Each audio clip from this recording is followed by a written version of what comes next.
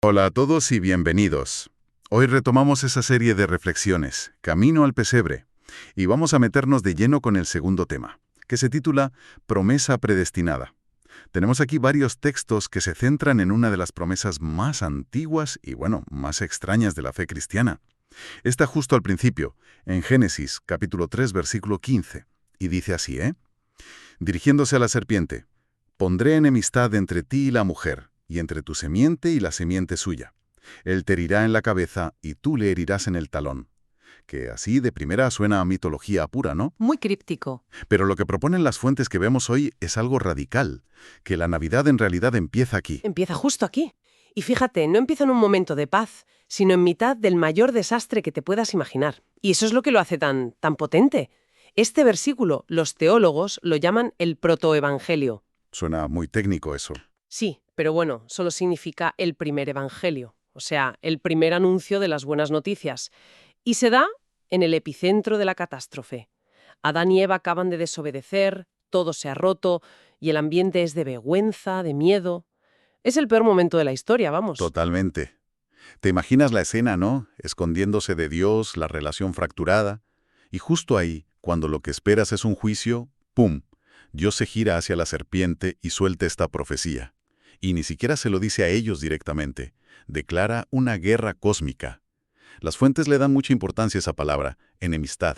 No es un simple desacuerdo, ¿verdad? Para nada. Es una hostilidad total, perpetua. Dios está, digamos, redibujando el mapa del universo. Dos bandos. El de la serpiente y su descendencia y el de la mujer y la suya. Pero lo que de verdad hace que todos los autores se detengan es un pequeñísimo detalle gramatical. A ver. No dice la descendencia te herirá, dice él te herirá. Ostras. Un pronombre, Mm. masculino y singular. Desde el minuto 1, la promesa no va de que la humanidad se salve a sí misma. Va de un individuo concreto, un campeón que va a salir de esa descendencia. Un él. Es increíble. Pensar que la primera semilla de la historia de Navidad se plantó en ese momento tan oscuro. O sea que no es solo la historia de un bebé en un pesebre, es la culminación de una guerra que se declara en el Edén. Y si el protagonista ya es un él, eso me lleva a la idea central que recorre todas las fuentes y que, sinceramente, cuesta un poco digerir. ¿Te refieres a que esto no fue un plan B? Exacto, justo eso. La historia que siempre hemos oído es, la humanidad falla y Dios, como reacción, pone en marcha un plan de rescate. Pero es que todos estos textos dicen lo contrario. Afirman que este plan de redención fue orquestado desde la eternidad pasada. Uno de ellos cita a Pedro, que dice que Cristo fue destinado desde antes de la fundación del mundo. Si esto es así, significa que el pesebre ya estaba, por así decirlo, en el guión desde siempre. ¿Cómo entendemos eso? Es que esa idea lo cambia todo, porque cambia el fundamento de la esperanza. A ver, si la salvación fuese un plan de emergencia, dependería de que nosotros lo ejecutemos bien. Y Génesis 3 ya nos ha demostrado que eso... Que somos muy frágiles, exacto. En cambio, si el plan es eterno, la esperanza ya no está en nuestra fidelidad, sino en la fidelidad de Dios a su propio plan. Y eso es inmutable, lo cambia todo. Entiendo. Entiendo el concepto de la soberanía de Dios, pero para mucha gente esta idea de un plan eterno puede sonar a que no tenemos libre albedrío, ¿no? A que somos marionetas. ¿Cómo gestionan las fuentes esa tensión?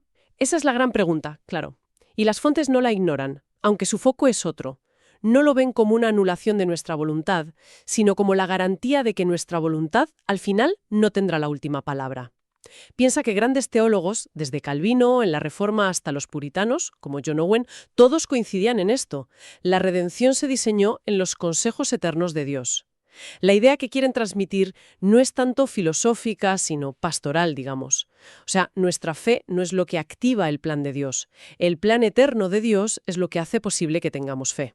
Es la causa, no la consecuencia. Vale, eso le da la vuelta por completo. No somos nosotros intentando llegar a Dios, sino un plan de Dios que nos alcanza. Me viene a la mente una analogía que usaba una de las fuentes. Decía que no es como si un jarrón precioso se cae, se rompe, y el alfarero, sorprendido, corre a por pegamento. Exacto. Es más bien como si el alfarero, desde antes de crear el jarrón, ya hubiera diseñado un plan para que, a través de su rotura y su posterior restauración, su gloria como restaurador brillara incluso más que su gloria como simple creador. Me encanta esa analogía. Es casi como el arte japonés del kintsugi, ¿sabes? Que rellenan las grietas de la cerámica rota con oro. Sí, sí. Y la pieza no solo se repara, sino que se vuelve más bella y valiosa precisamente por haberse roto.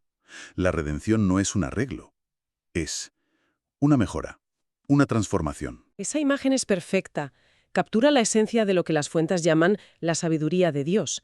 El plan no es solo arreglar el problema del pecado, es usar el problema para mostrar una gloria redentora que nunca se habría visto en una creación que no hubiera caído.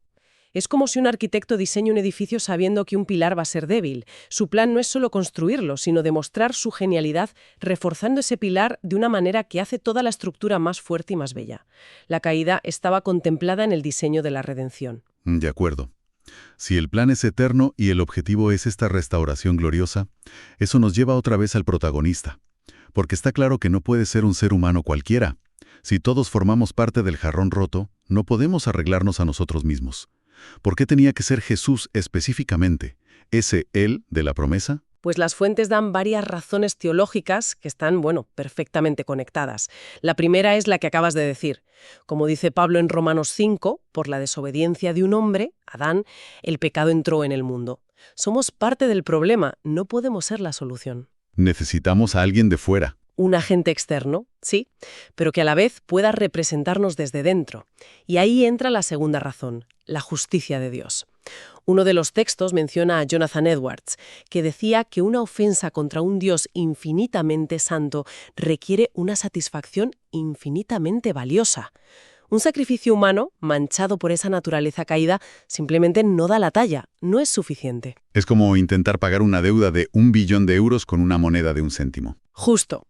Y por eso la profecía de Génesis es tan asombrosamente precisa.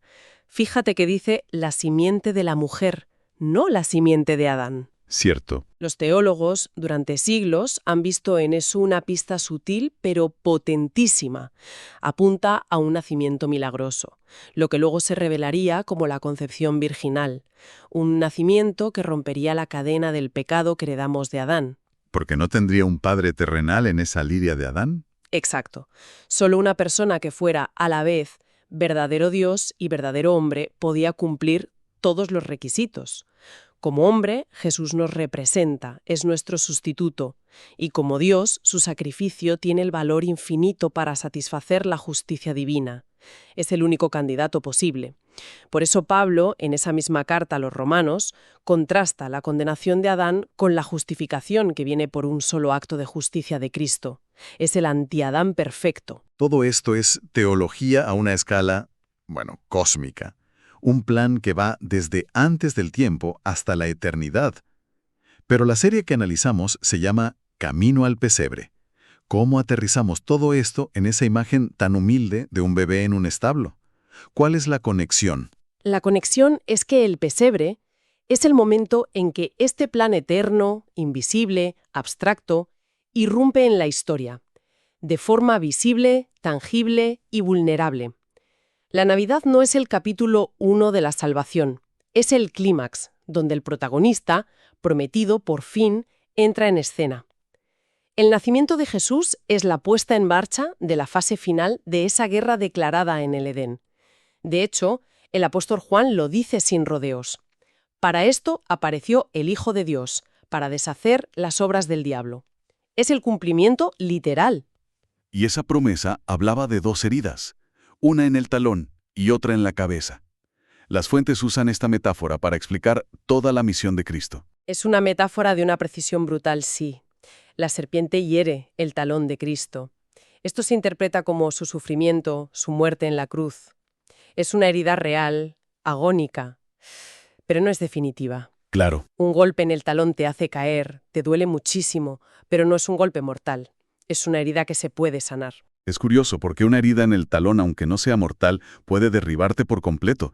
Es una metáfora muy humana para el sufrimiento que Jesús vivió, ¿no? No fue algo superficial. Para nada.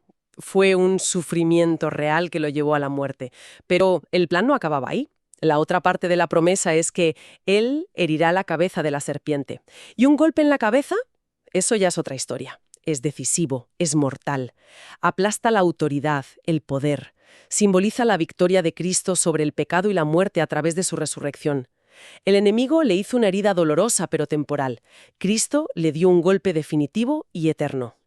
Hay una frase de Martín Lutero que aparece en uno de los textos que lo resume de una forma brillante. Es una de mis citas favoritas sobre esto. Lutero dijo: «La cuna y la cruz fueron talladas de la misma madera en la mente de Dios». Es potentísimo. Sí, significa que no puedes separar la Navidad de la Semana Santa.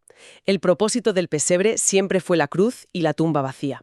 No son dos historias, sino los dos actos centrales del mismo drama redentor.